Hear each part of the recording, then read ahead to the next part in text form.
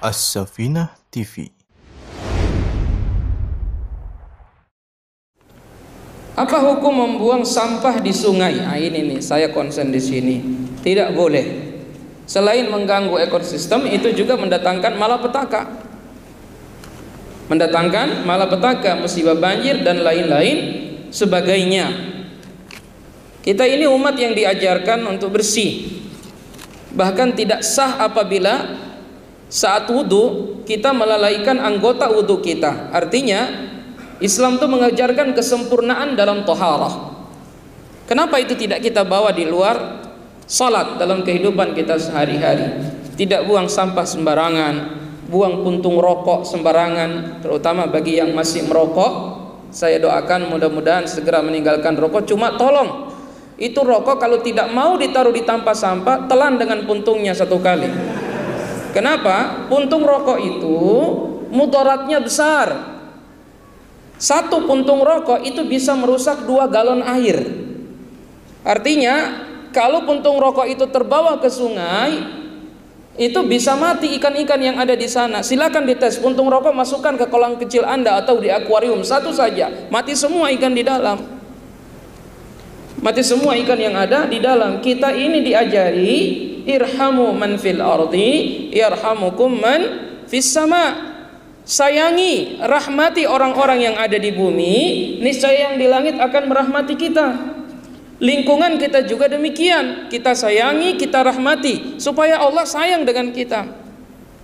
Ya, jangan sampai kita begitu luar biasa menjaga wudhu kita supaya sempurna, tapi dalam kehidupan sehari-hari puntung rokok dibuang sembarangan, sampah juga demikian, meludah juga sembarangan. Jangan. Itu mengurangi apa? Mengurangi pengejawantahan kita terhadap iman.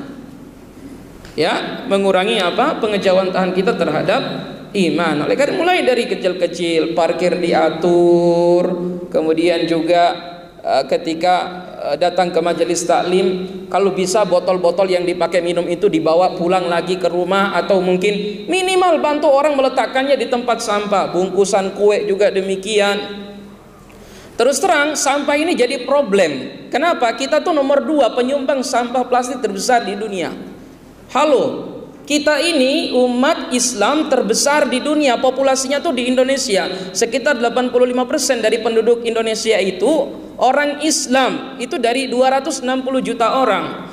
Dibanding dengan India yang penduduknya sudah mungkin bisa mencapai angka 1 miliar, itu India berada di urutan kesekian, jauh sekali dari kita persoalan sampah, padahal mereka bukan orang Islam semuanya. Nah, kita orang Islam semuanya, mana itu semangat iman menjaga kebersihan dan lain-lain sebagainya.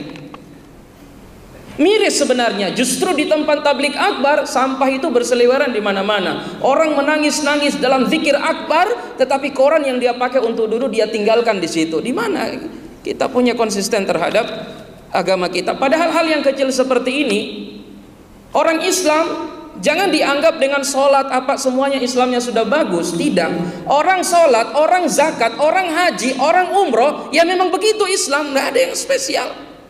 Dia itu sambayang-sambayang. Iya, memang orang memang Islam mesti sambayang.